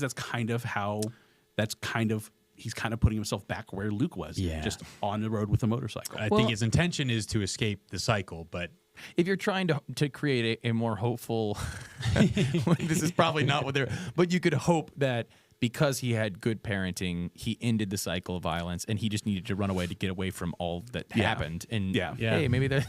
I think the ending that ending is deliberately ambiguous, so you get to think about, what is it? How is he? You don't know what ends up happening with his life. Does he manage to escape the cycle finally, or does he end up just falling back into the same cycle that Luke did? And I think that's a good. There can be good ambiguous endings. I think that's one of them. Yeah, right. I think it's just unbelievable how this movie tried to tackle a lot of characters and built them out really well. And you cared about. I mean, at least I personally, I cared about all of them. Yeah. Whether I cared about them like negatively, like I didn't love Bradley Cooper's character. I loved his character, but I didn't love him. Right. But like you do care about these people. Like when it's Dane DeHaan, who is also playing Jason, I think he deserves a shout out because he was phenomenal. He was great. Holding Bradley Cooper at gunpoint, like you care about both of these characters. Yeah. And 2 hours 20 minutes, it didn't feel like that to me. Oh, was it that long? Yeah, I was gonna say it did not feel long. Didn't feel long at all. I guess it makes sense considering that didn't feel as long as Heretic. Tell you that much. Yeah, I know. The director was. He had such a low budget for this movie that they made him cut down the script. They're like, it was like 157 pages. They're like, you got to cut down to 120. And so he just made the font smaller and he gave it back to him, and nobody made a fuss, and so he got cleared. And I'm like, let's go. That's such a college essay thing to do. That's such a dyslexic Greg response to a project that he has to do. Like, I'll just make the font bigger or make the periods. You guys ever know those weird hiccups to get through? Like, you've got to write a 10-page paper. I'm like, make all the periods one double font spacing. Bigger. Yeah. And then like it pushes No, I just out. wrote a 10-page paper. Well, I know you did, but some of us literally suck with that stuff. Guys. Okay, I'm gonna give you the key to writing a 10-page paper. Fluff. ChatGPT. You take a quote and you put as much quotation as you don't have to. As long as you put the quote and the source, it's not plagiarism. Right. You're citing your sources. You're saying, as this person says, as this person says, right? You can get pages and pages out of that. Yeah. It's much easier than you think to write a bad 10-page paper. To write a really good 10-page paper, that takes effort. But to write a bad 10-page paper, not that hard. I take your word for it. You experience a lot of good and bad papers. Probably. So out of the 3 distinct portions of the movie, did you guys have a favorite? I think the intro was my favorite. The first part. I think Ryan Gosling carried the intro. I think the first part was just the most solid overall. Yeah. And the next 2 parts were interesting. They were shorter, and so they were a little more abrupt. I guess the third part was a little more. That was the most abrupt. It was kind of just like a complete pivot, jump 50 years. There's parts of it that's a little jarring. Yeah. Yes, the third one, and it's like Liam set up the first two pretty well. I think when you said that one is a character making the right decisions, but executing them poorly, like doing the wrong thing for the right reasons. And the second character is doing the right things for the wrong reasons, and I think that's less intriguing. They both did a great job acting. I think both of the things that you were watching were interesting, right? It's cop drama, and there's dirty cops, and there's people making political moves. That to me was like so jarring when it's just like, we need your husband. What? We're dirty cops. Let's go get some drugs. Like, where the hell did this come from? That like came out of nowhere. Classic Ray Liotta being a scumbag. You're like, guys, you hired Ray Liotta. What did you expect? That part came on heavy-handed to me, and maybe like it was my least of the three portions. Not that it made it bad or unenjoyable, but I do remember watching thinking, this is like I feel like that needed a little more setup. Yeah, I was like, they are just terrible in every way. Like just instantly, we were just like, damn. And you didn't feel like there was necessarily like a super deep relationship between them, right? And so because he's the rookie, so. So you were like, how are they this quickly trusting a guy and just being like, because it wasn't even like they were just blatantly in front of him doing very illegal things. And I'm like, that's pretty quick to trust this guy. That's authority, too, because like he probably feels like he can't speak up in that moment because he is so green. Yeah. And these guys have been around the force forever. But and even the boss is kind of like, because he says that without the evidence, and the captain's just like, get this away from me. Yeah. It's like you're turning on other cops. Yeah. Right. Yeah. And it isn't until he brings them the evidence where the cop's like, okay. Well, that's the other thing. I don't know the relationship. Those were different people. Yeah. Oh, okay.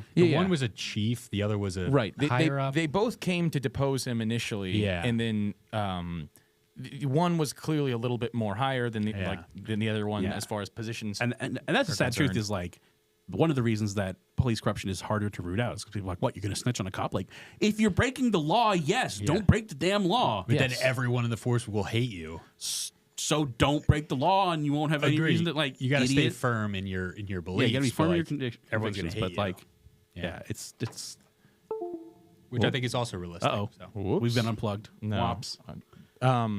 So Ripstream. I do think that throughout the portions, though, the movie stayed consistent with its message of like, it was very clear that these characters were thinking about the decisions they were making. Yeah. And that's something big that you don't get in a lot of other movies, where it's like every one of these characters sat on information and went, and then proceeded to make. So like even Bradley Cooper in that second act was like, every time he was presenting with one of these kind of shady things, oh, did you shoot him first?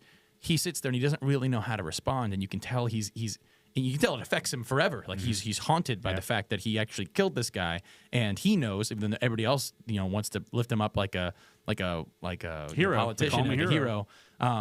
He knows that he just went in there and he made a mistake, and it's probably something that you would understand. Like, really tough situation. Like he busts in, and the guy does have his gun drawn. Right. He just shot first, which is probably not protocol, and then he gets shot immediately. Yeah. So it's like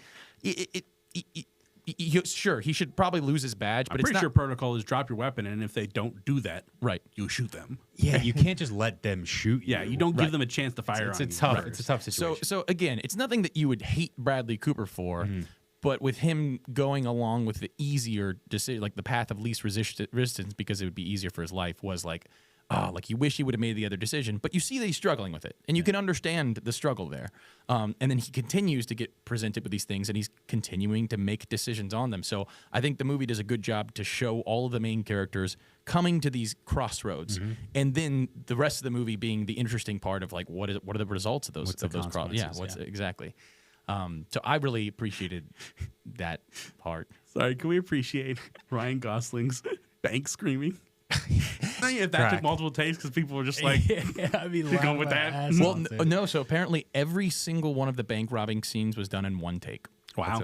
I don't know if and I thought about it because there's the part where like the grandma couldn't throw the bag over, and then he's like, give it to this kid, and the kid throws it, and it just stays up on the top, and he's like, are you kidding me? And he jumps up and he grabs it, and I'm like, I bet that was improv, and it turns out it was all just the first take, and so. I mean, it kind of worked for his character, though. It really did. He clearly didn't know what he was doing. No, he's not confident. He's not. He was just. he was backed into a corner and he's making bad decisions because he was a kid who was raised poorly. He says it. He's like, I didn't have a father. Look how I turned out. And he's just, he doesn't really know what he's doing. And it just kind of worked. And I think one of the reasons that both Bradley Cooper's character and Ryan Gosling's character are compelling is because they're proactive, not reactive. Mm-hmm. They're making active decisions. They're faced with a choice, and they're making active decisions. They're not getting dragged along. In Heretic, they're pretty much purely reactive. Yeah, right. They're being strung along the entire time and just reacting to what happens. They're never taking active. There's like one moment that we're like making the plan, magic underwear, right?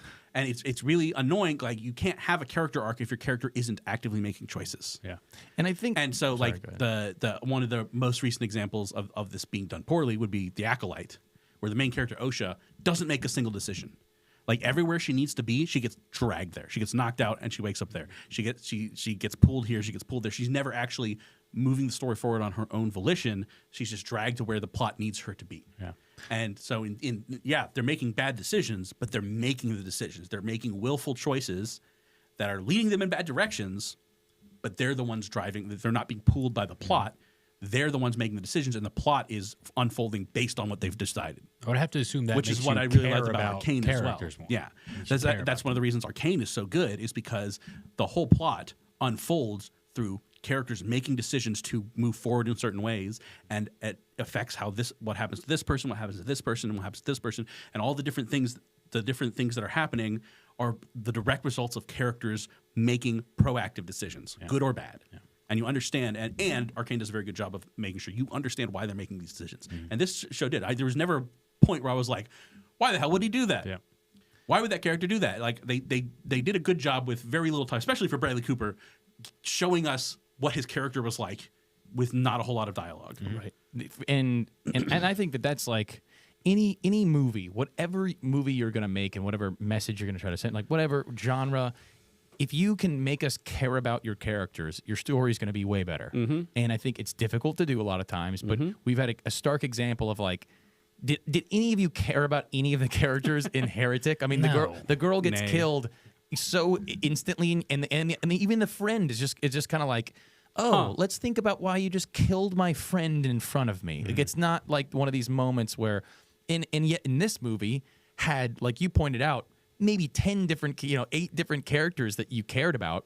I would have been sad if anything. You would have been sad if Ben Mendelsohn something bad happened. Yeah, of course. He was like guy 6. Yeah, I would have been sad if Kofi Kofi Anand or if Eva Mendes or the wife of Bradley Cooper. Rose Byrne, they show each of them, and they do such a good job at making you care about characters that again, even they're making bad decisions, right? Like you get Ryan Gosling, and you're like, dude, you can't do a thing right. Like you're just you're just a dumb guy. Like, I'm sorry, you're just really dumb, but you're so sweet. And like some of the best moments in that movie were him.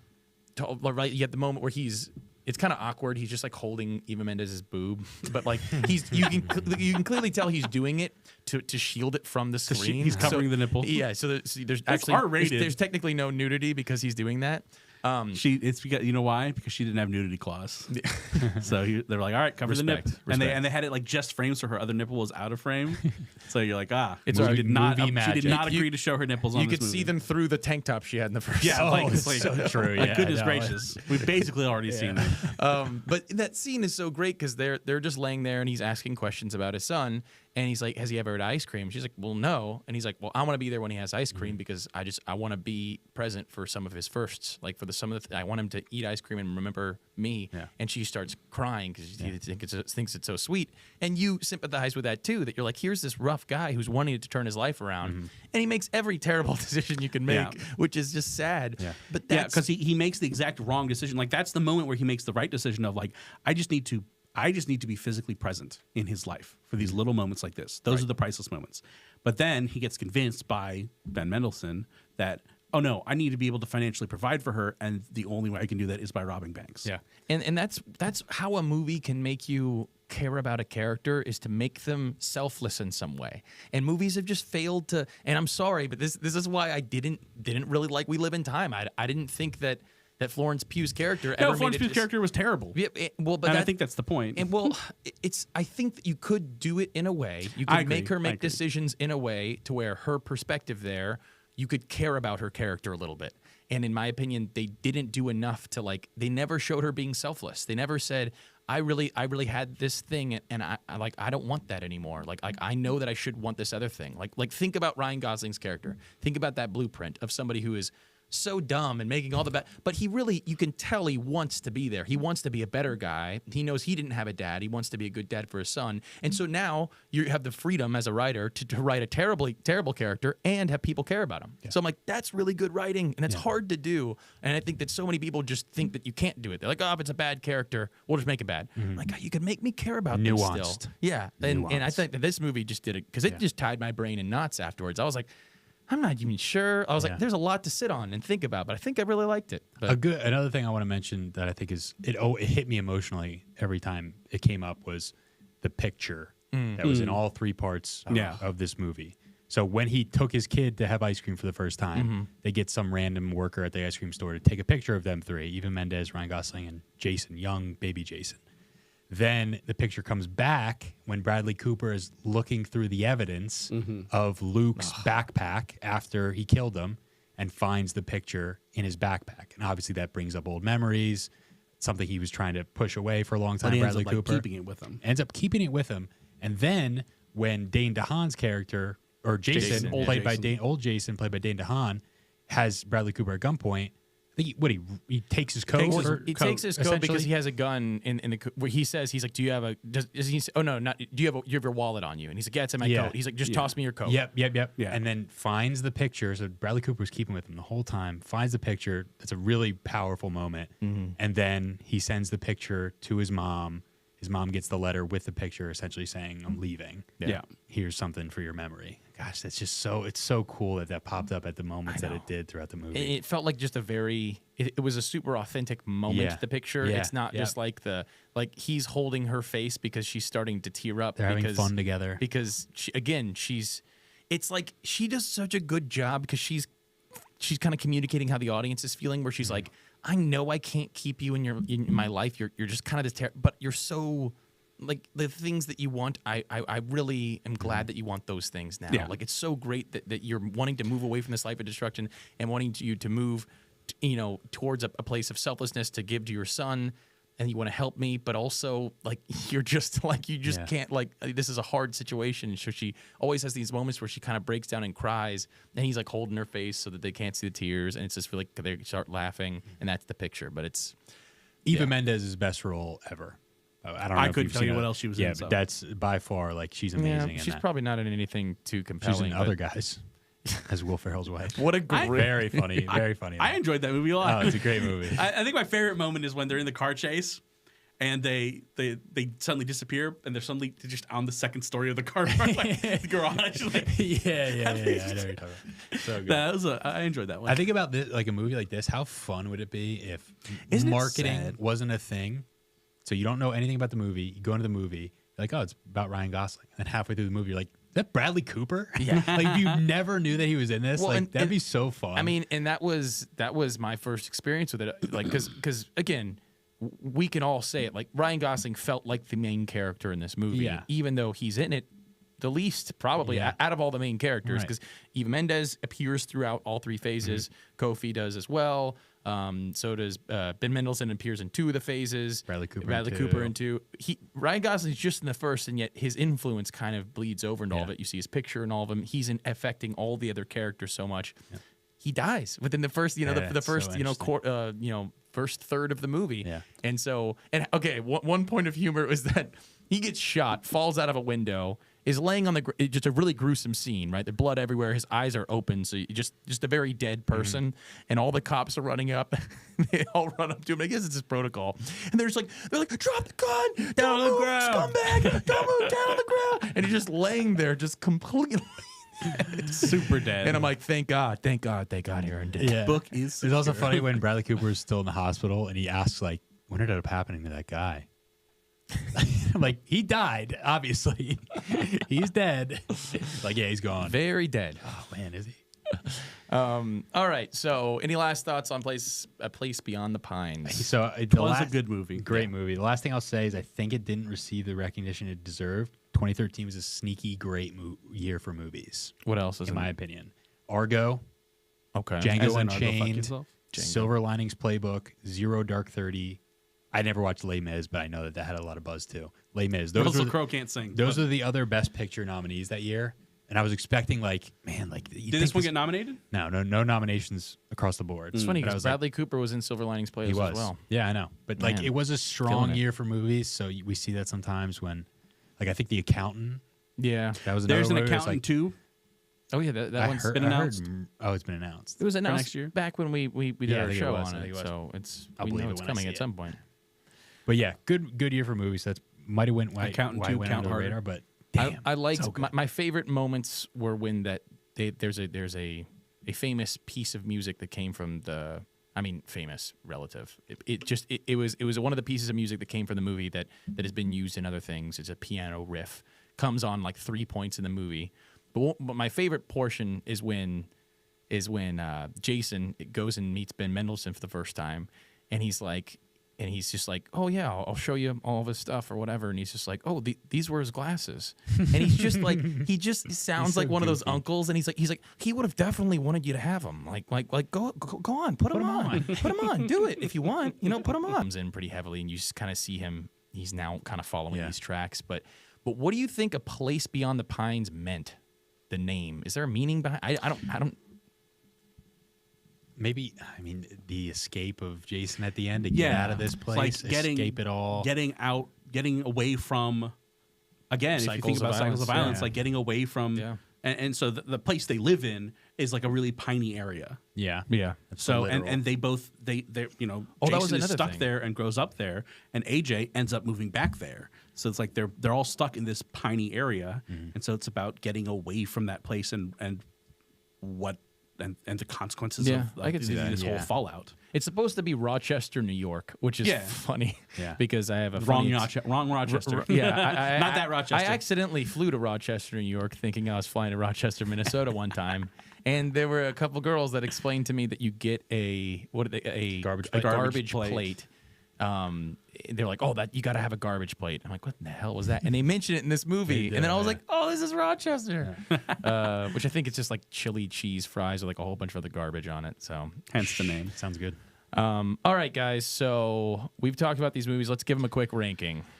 So let's start with Heretic. Where does Heretic rank amongst the other movies? It had good cinematography and good acting, but man, it was so dumb. I'd say 3.5. I would give it a 4.9. Not as good as We Live in Time, better than Joker 2. Yeah, I was going to say... again, Joker 2 is 0, so everything's better than Joker 2. So. I was going to say 4.6. I thought that there was the bones of something interesting there. Just none, but again, to me, when there's something interesting that could have been done, it almost makes it worse. Yeah, and when it's something it's so simple, all you had to do was anything but what you did. Yeah, what I'm trying to picture in my head is also my experience. I don't think I hated the whole time watching it. I think I was interested. I'm like, what's going to happen next? What's going to happen next? And I was just disappointed by the end. Yeah. So I don't think that I felt similarly in Trap, where I was like, something's got to happen. Something's got to happen. Something's got to happen. And then in Trap, just nothing happened. And in this movie, when something did happen, it was so dumb that it made me angry. It felt like a worse version of The Watchers. Where, The Watchers built up a lot of intrigue and I would say The Watchers was just neutral, whereas this one was in the negative zone. The conclusion was just so dumb, whereas The Watchers was just kind of neutral. I would put Heretic above Trap, though, personally. Yeah. I would put Heretic. I would at least I could at least up until the big reveal part, I could enjoy. Mm-hmm. So so we got a 4.9. I get a 4.6. You did 3.3.5, 3.5. Let's talk Place Beyond the Pines. Liam, I think is going to go pretty high with this.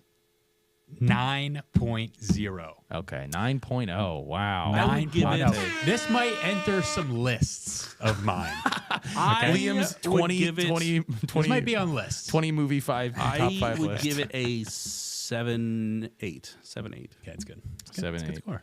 Yeah, I'm probably right at the 8 mark, whether I'm just below an 8 or just above an 8. I'm just going to give it an 8 straight up, just an 8.0.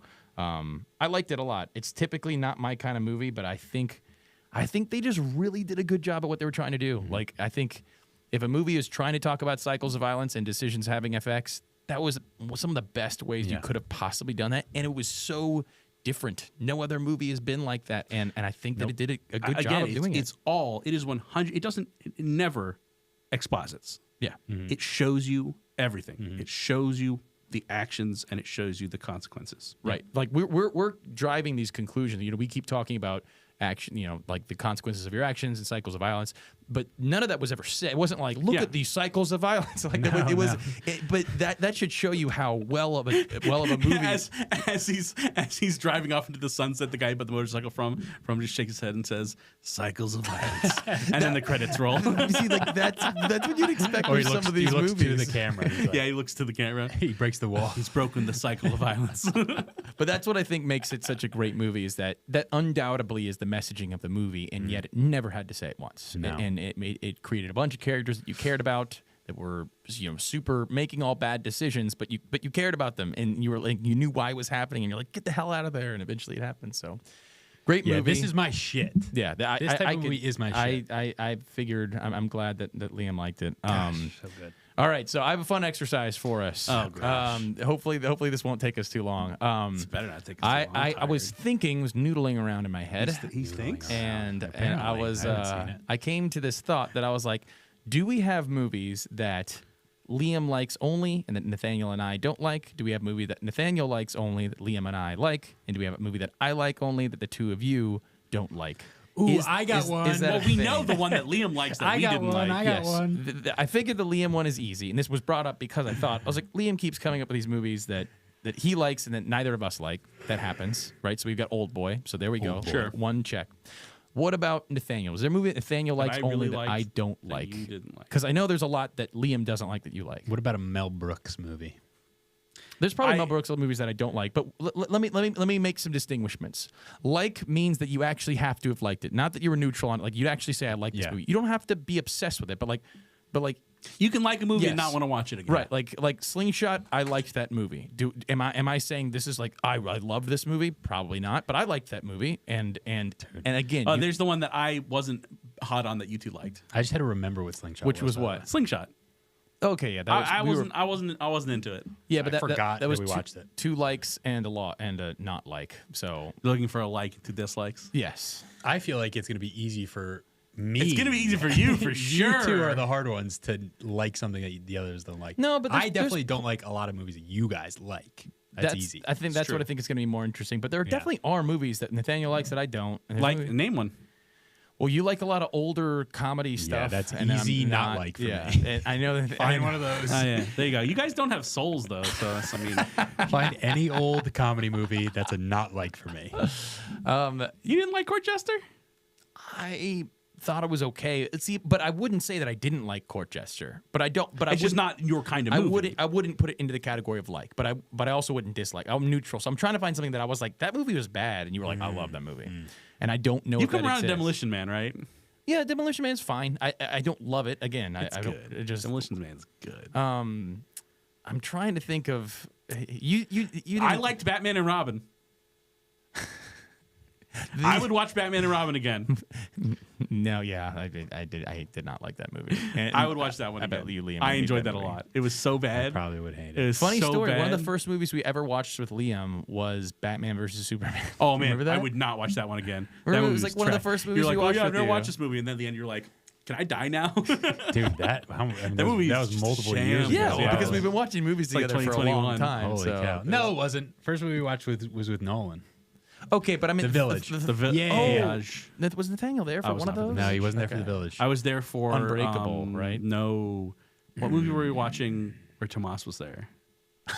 That was the first one. The Man Who Knew Too Little. The Man Who Knew Too Little. Oh, that was what we watched with Tomas. That was where that's a good movie. Fuck's sake. Or no, that was No, it wasn't. There's the It other was, Bill Murray one. It was yes. What about Bob? What about Bob? Yeah. There we go. Stupid Tomas. Sorry. Guys. Tomas, you're definitely... He hasn't made it this deep. We haven't had in a while a letter from Jakob. We really have. I would have expected one from Heretic. So he'll have to yeah. Well, I'm willing to bet I gotta that check my spam. I think he's on.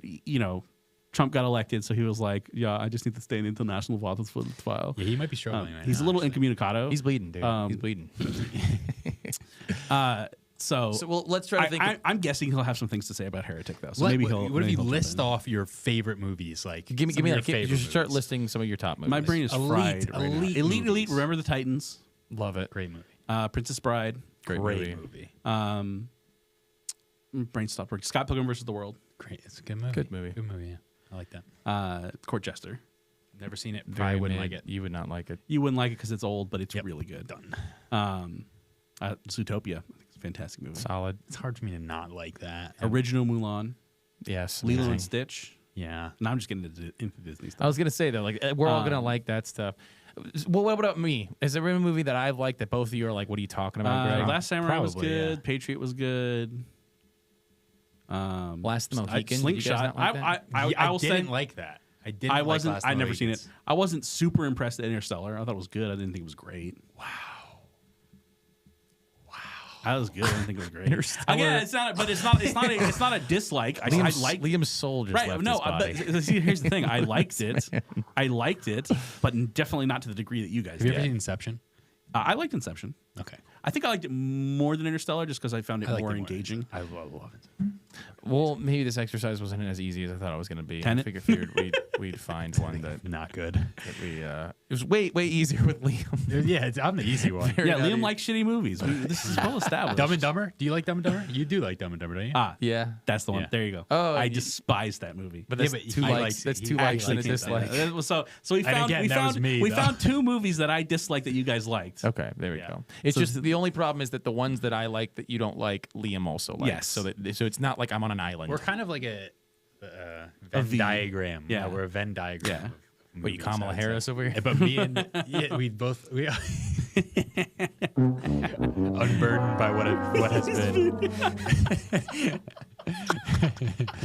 Oh, woof. Someone tried to do a Kamala Harris impersonation. Did you see someone it was? I think it was Can't laugh Newsweek. that much. Newsweek fact checked because there was that picture of it was like Trump and Elon Musk and RFK and someone else all sitting down Eating McDonald's? Yeah. And someone said, "Oh, this picture was based on a painting from 1795." And then someone made like AI generated this old timey looking painting that looks exactly like it. And Newsweek was like, "Actually, that's false." We're like, "Are you guys serious? So funny. How do you guys get paid?" No sense of humor. All right. Seriously. So, unconclusive on the exercise. Well, I think we come back. Yeah, come back to it. We might circle back to that later. Curious. So we will be meeting again in 2 weeks. We'll take the holidays off, obviously, and we will be watching.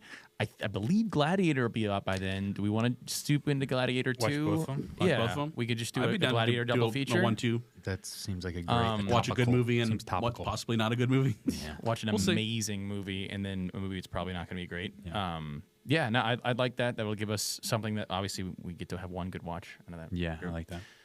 So yeah, cool. Well, that's what we'll do over the next 2 weeks. If you guys want to join along, go back and watch Gladiator. Do yourself a favor and go watch Gladiator. It is a phenomenal movie. It deserves to be watched, and then go take the risk, take the plunge of watching the new one. Who knows if it's going to be any good? We'll go in with open minds. Yeah, of course. I mean, probably. you guys It's probably got going to be trash. yeah, like you got to believe us at this point that we're actually going to go and watch these movies. After Ridley Scott thought that Prometheus was good, so I never saw Prometheus. It's terrible. Is it really? It's not great, Bob. it's not great. Really? Not great, Bob. It's not, and the worst part is it's not. It's probably the best of the ones that came out after Alien 4. Yeah, or Alien 3, I should say. it was. And it's not good. It felt a lot like Heretic, where it's like the bones of it felt good. I'm like, ooh, this is cool. It's filmed well. And wait, what was that? then Why it are all the makes no characters sense. making dumb decisions? Yeah. Everyone makes the worst possible decision. It's stupid. Very similar. All right, ladies and gentlemen, until next time, we are the Dearly Debated. We are out.